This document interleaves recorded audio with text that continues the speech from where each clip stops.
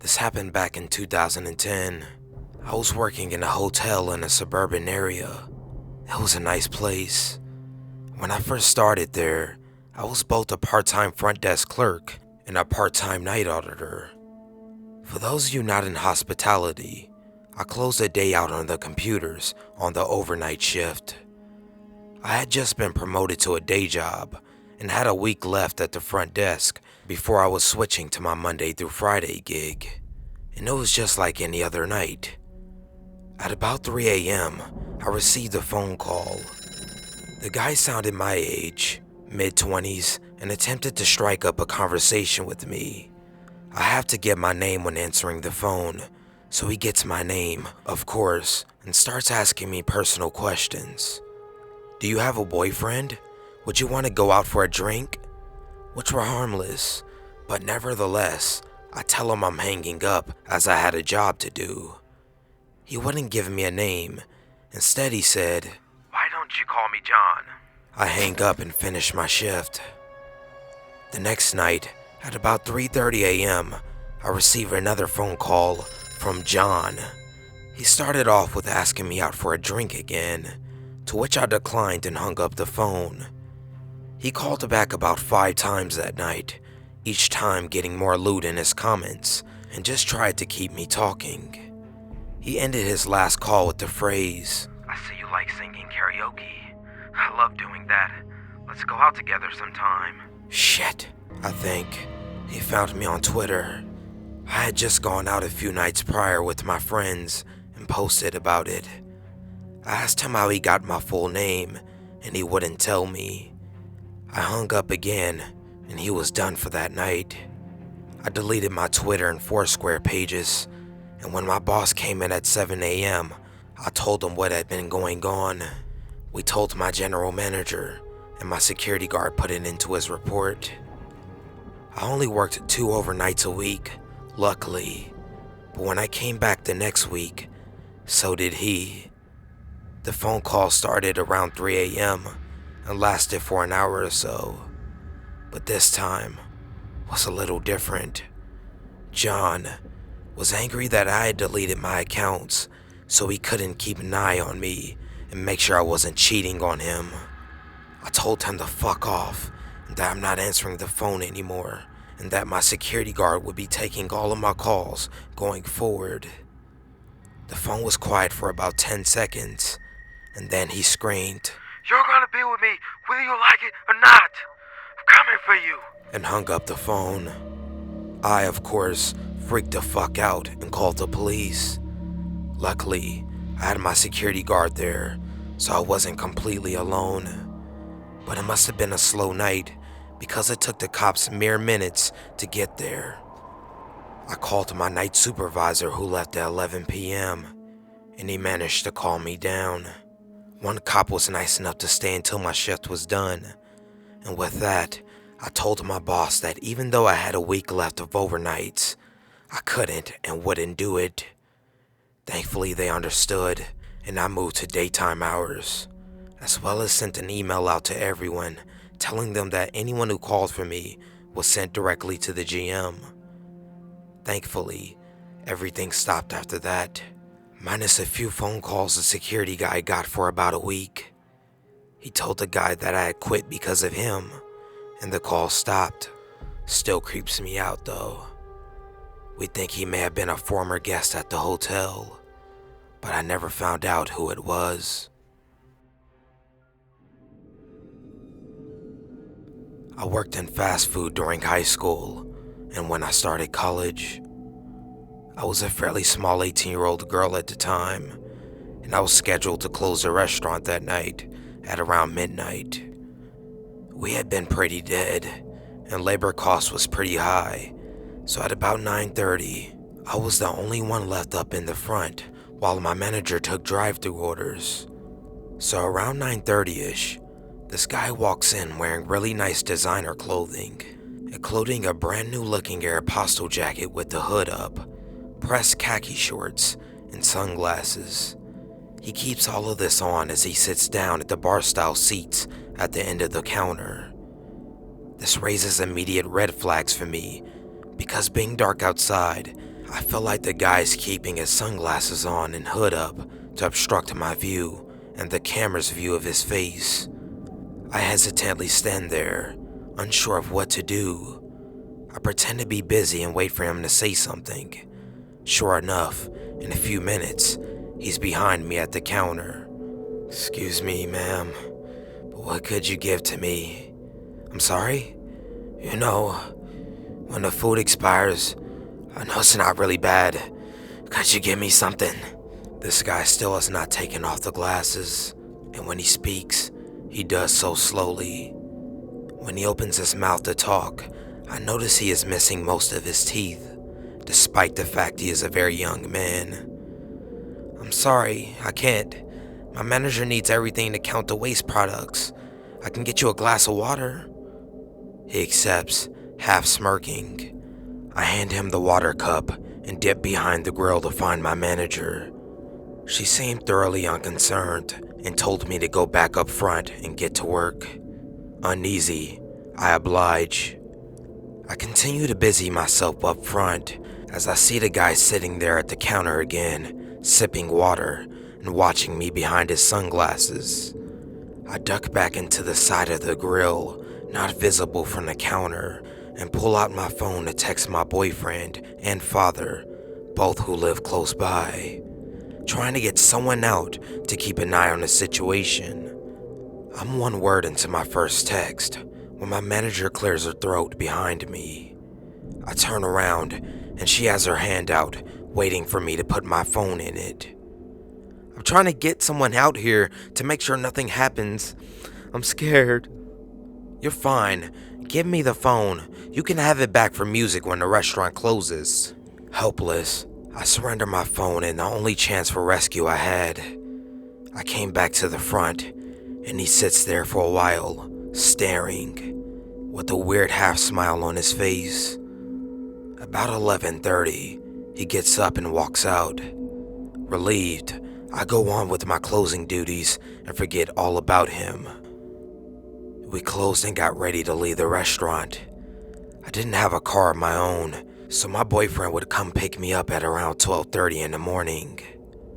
As I stepped into the sidewalk, from around the corner of the building, I saw a movement headed towards my direction, and I quickly jumped into my boyfriend's car. As soon as I touched the door handle, the movement immediately changed direction and headed the opposite way. I locked my car door, realizing who the person in the shadows was. It was the same guy that had sat in the lobby earlier, watching me. I fully believe he intended to wait for me and follow me out to my car, believing I had driven myself. I told my boyfriend to step on it.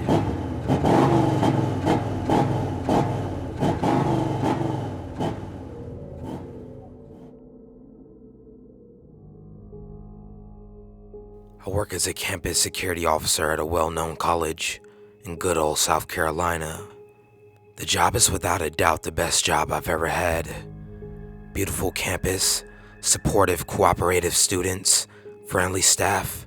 It was really laid back, especially for a law enforcement job. Working for a college campus is kind of like being a town guard in Skyrim. You have your own borders to patrol, your own little town, and you know everyone, and everyone knows you. Nothing but petty thievery and drunken brawls. It has a small town feel to it, and I love it. But like any small town, it has its fair share of local haunted buildings and supernatural happenings. At first, one can disregard such talk as crazy, or the students having overactive imaginations. I'm of college age, so I understand where they're coming from. Having a haunted building on campus would be wicked cool. And if you really wanted something to be haunted, you'll make it so with your mind alone. Next thing you know, your experiences with the paranormal spread out among the rest of the student body, starting with rumors at the cafeteria, then more rumors of other people's experiences, and yada yada. Eventually, boom, the place is haunted. It wasn't until I started third shift that I realized some of these stories may be true. As you can imagine, We have a rather large lockup list to attend to at the end of every day. About 40 buildings, each with hundreds of rooms to check, so it takes a while. Anyway, I was with my partner, and we were clearing out one of the larger central buildings on the campus. Our campus has a curfew during the week for security purposes, so as you can imagine, students get pretty creative when it comes to hiding places.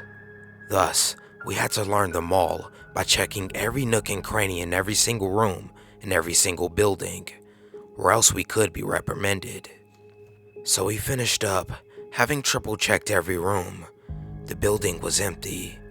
We double checked every single perimeter door, and the lockup was complete. No cars were in the parking lot, no students were anywhere nearby. We called into dispatch that the lockup was finished and moved on to the next building. After lockup, I got in my patrol car and drove around as per usual, checking up on everything, making sure no one was sneaking around after curfew, doing drugs or whatnot. Next thing you know, I got a call from dispatch that the perimeter alarm for the central building was going off. I meet my partner on the scene. We then had to begin a painstaking process of clearing every single room on every floor all over again. When we got there, the door was opened, but no one was there. We couldn't figure out who had triggered the alarm, so we figured it was a teacher who had just forgotten something in their office. The downstairs doors were still locked, so we unlocked them to go check the rooms that lined the halls below us. 4 hallways make up the downstairs area in a basic square bottom floor shape. Each stretched about 50 yards or so, and each was dimly lit by emergency lighting. We cleared them one by one until we got to the last hallway. There, at the end, in the very middle of the dark hallway, was a single desk facing us. This desk had seemingly come from nowhere.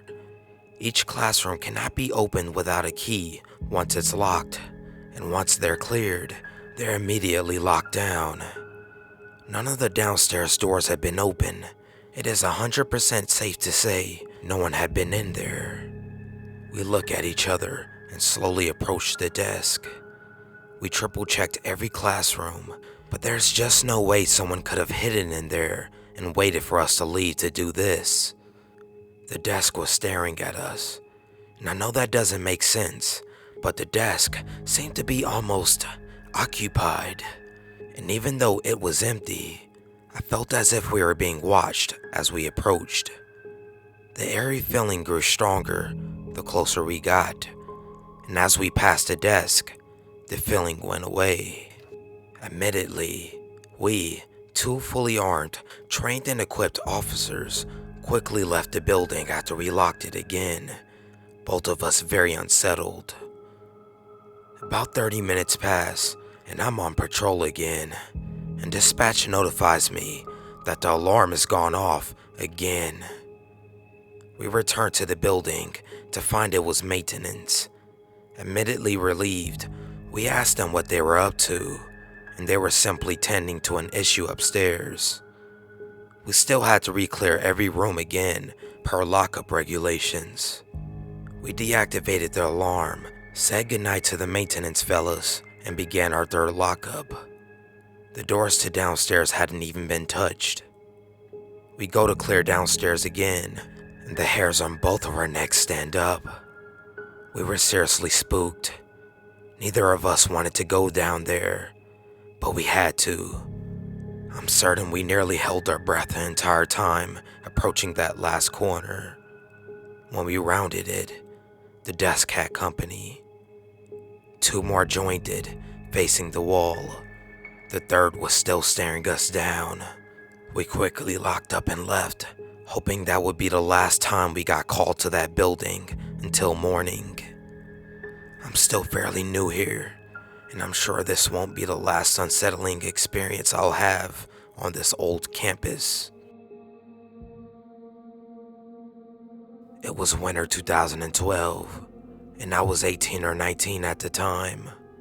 I was working in a petrol station in an average-sized town in England. It was okay money for somebody who was at college at the time. It was just a shame that it was a weekend job, so while my friends were getting drunk and having fun, I was at the petrol station serving taxi drivers and the occasional drunk. Anyway, back to the story. It started off like any other night.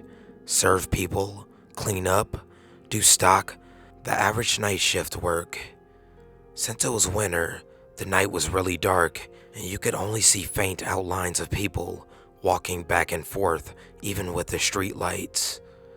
The place where I worked at was situated across the road from a pub and had an alley running beside it that led to a housing estate. Around 3 to 4 a.m., as I finished cleaning a set of shelves, I noticed a figure standing in the alley just outside the light, but just enough to hide his face, but you can make out his clothing. I initially brushed it off as somebody waiting for a taxi, as it seemed harmless enough. I sat down in my chair behind the counter and looked at my phone and played some games for a bit. When I looked up, it was 5 a.m., and he was still there, waiting, watching me. To make my situation worse, after 5 a.m., there's hardly any traffic or passerby. I had this gut feeling that he had some harmful intent. I was safe, however, as I was locked in till the morning. I stared back in a trance, trying to keep my eye on whatever he would do next. After a while, I needed to use the toilet, so I went and came back, thinking he might have walked off. But he didn't. He was still there.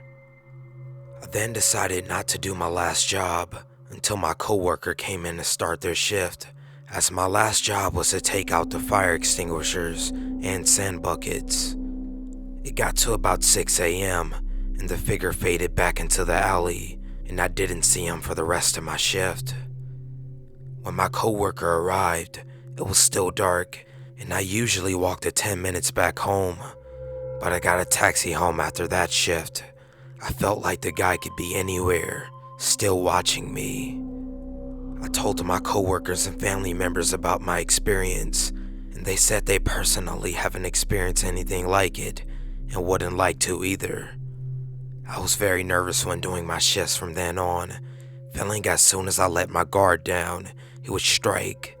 But thankfully, nothing else happened after that. I quit the following summer to go to college. Safe to say, I don't want to meet the person in the shadows from that night.